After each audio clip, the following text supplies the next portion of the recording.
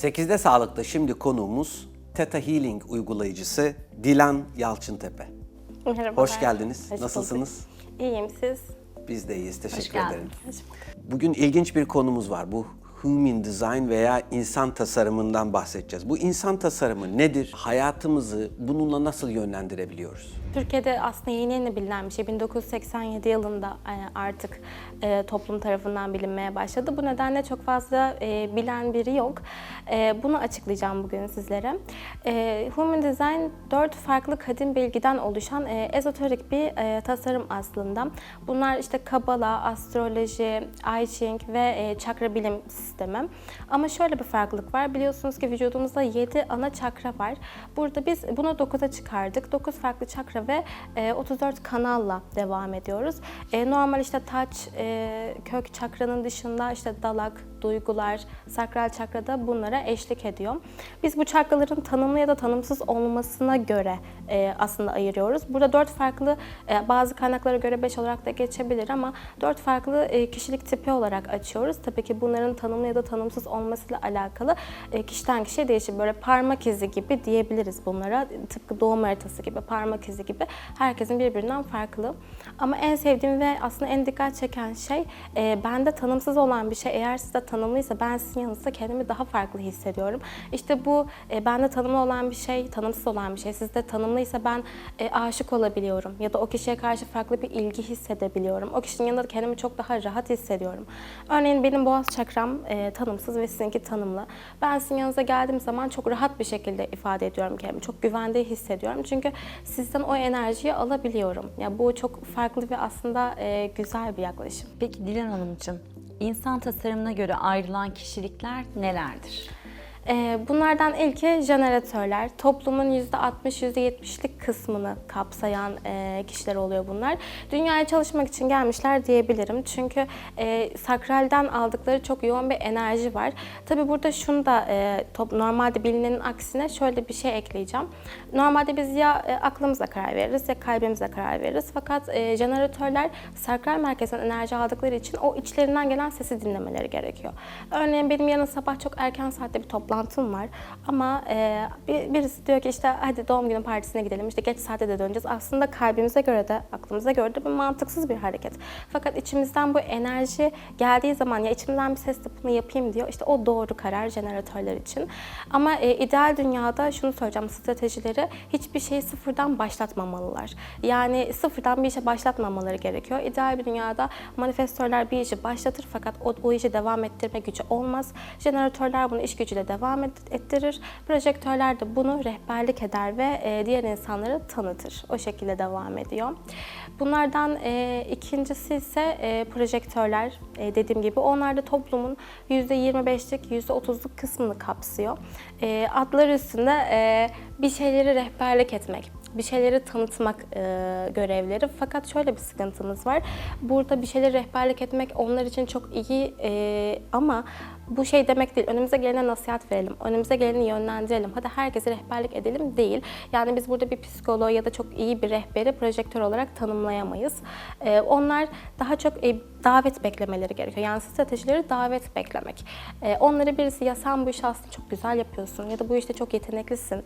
Ben senin yanında kendimi iyi hissediyorum. Bana yol gösterir misin dediğimiz zaman o kişiler bize çok güzel rehberlik ederler ve çok güzel tanıtırlar. Bu da projektörlerin en belirgin özellikleri. Üçüncü de manifestörler adları üstünde bir şeyleri gerçekleştirmek ve yaratmak üzerine devam ediyorlar. Fakat şöyle bir problemimiz var burada da. Çok kapalı ve itici bir auraları vardır. Yani belirsizdirler çünkü ve toplum, insanlık belirsizden korkar. Belirli olmayan her şey onları korkutur ve orada da belirsizlik vardır ve stratejileri de bildirmektir. Yani bir şeyleri bildirmeleri gerekir. Doğduğundan beri bir manifestör bebek doğduğundan beri ailesi tarafından, arkadaşları tarafından sürekli kontrol edilmek istenir. Çünkü ne yapacağı çok belirsizdir. Ne yapacağını biz o kişinin bilemeyiz. Bu da onların en belirgin özelliklerinden bir tanesi. Fakat çok yaratıcıdırlar. Zaten kalp çakraları genelde çok tanımlı olur bu kişilerin ve bize çok güzel gerçekleştirici, üretkenlik, yeni fikirler verirler ve dediğim gibi toplumun zaten %10'luk, %9'luk kısmını kapsıyorlar. Bunun beraberinde de toplumda en az bulunan %1'lik reflektörler. Bu kişiler dediğim gibi %1'lik maksimum %2'lik kesim toplumda ve bu kişiler çok farklılar. Çünkü mesela hepimizin, sizin, benim ya da herhangi bir bahsettiğim karakterin belli başlı çakraları tanımlı. Bazıları tanımsız, bazıları az tanımlı ama reflektörlerin hiçbirisi tanımlı değil. Tamamen tanımsız, dolayısıyla çok hassas, çok özgün ve tamamen toplumdan bağımsız yaşamayı ilke edinen insanlar oluyor. Çok bağımsızlar, çok farklılar ve çok hassaslar. Onun dışında reflektörler hakkında söylemek istediğim çok fazla bir şey yok. Çünkü dediğim gibi çok az var.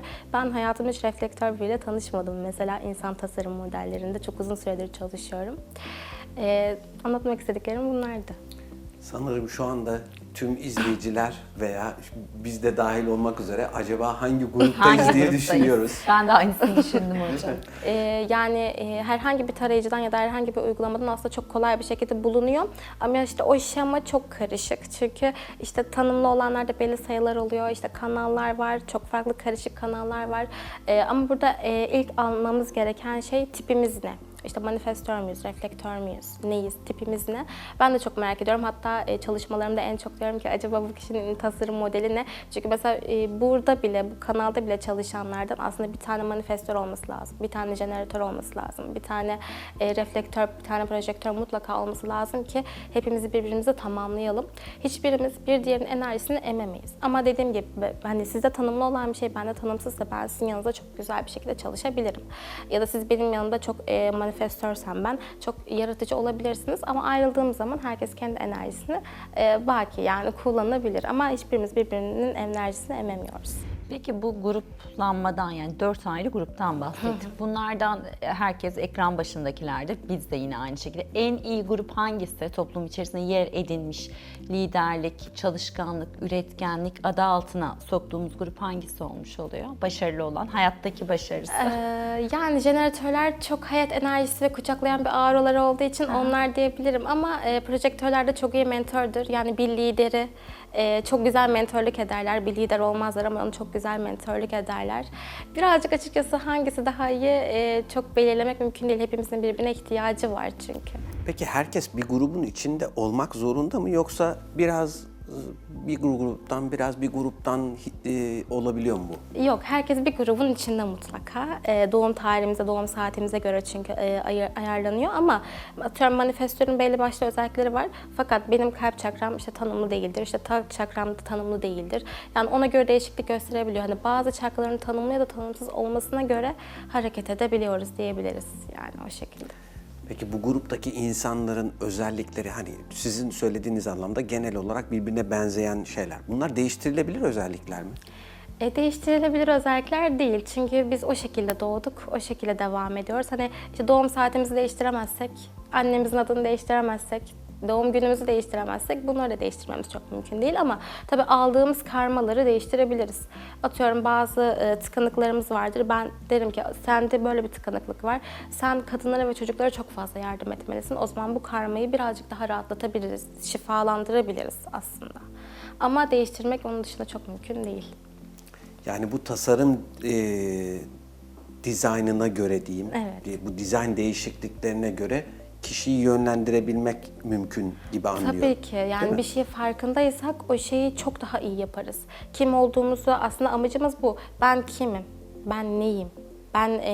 Benim amacım ne? Bu dünyaya gönderiliş amacım ne? Şimdi jeneratör için doğduğundan, sabah uyandığı andan akşam yatana kadar onu ayakta tutan bir tutku olmak zorunda. Yoksa zehirlenir, hasta olur. Çalışması lazım. Bu kişinin amacı çalışmak, dünyaya gönderiliş amacı çalışmak. Yeni istifa ettiyse, eşinden yeni boşandıysa bu kişi mutsuz olur dolayısıyla. Çünkü amacı aslında o sakralden gelen enerji birikimi var. O enerjiyi harcamak zorunda. Kim olduğumuzu bilirsek, ben neyim ve neden bu dünyaya geldiğimi bilirsek, farkındalık yaşarsak çok daha kolay ve güzel bir hayatımız olur tabii ki. Peki olumlamalardan da bahsedebilir miyiz? Olumlamaların gücü ve etkisi. Şöyle ki, olumlamalar aslında günümüzde bir tık yanlış kullanıyor. Çünkü işte ben buyum, ben iyiyim, ben öyleyim, her sabah mükemmel bir enerjiyle uyanalım hiç mümkün bir şey değil ne yazık ki. O yüzden daha gerçekçi ve hani ben işte sabah uyandım, çok güzel bir gün diyemeyiz. Çünkü hiçbirimiz öyle uyanmıyoruz ya da her gün güzel bir gün diyemeyiz ama isteklerimiz ne? Ya da kendimizi konumlandırmak istediğimiz şekil ne? Kafamızda belirlediğimiz idol ne? Ona uygun bir şekilde olumlamalar yaparsak, işte ben buyum ve ben bu olmayı hak ediyorum diye gerçekten çok uzun bir süre değil bu arada. Yani 2 hafta, 3 haftada maksimum bunun karşılığını alırsınız. Çünkü siz artık o karaktere bürünmüş oluyorsunuz ve o frekansı, şimdi evren her gün bu frekansta başlar. Biz bu frekansta devam edersek buradaki enerjileri alırız. Ama buradan başlarsak buradaki enerjileri kendimiz alırız. Olumlamalarda yapmak istediğimiz şey evren buradayken biz burada olmayalım. Daha yükseğe çıkalım ki oradaki enerjileri, oradaki zenginliği, oradaki bolluğu, bereketi, aşkı kendimize çekebilelim. Amacımız bu olumlamalarda. Dilan Hanım çok teşekkür ederim. Ben Teşekkür çok ederiz. teşekkür Sağ olun. ederim. Gerçekten Davet güzel, ettiğiniz için. değişik bir sohbet oldu. Çok da Evet. şey öğrenmiş oldum. 8'de Sağlık'ta konuğumuz Theta Healing uygulayıcısı Dilan Yalçıntepe'ydi. Oldukça güzel bir sohbet oldu.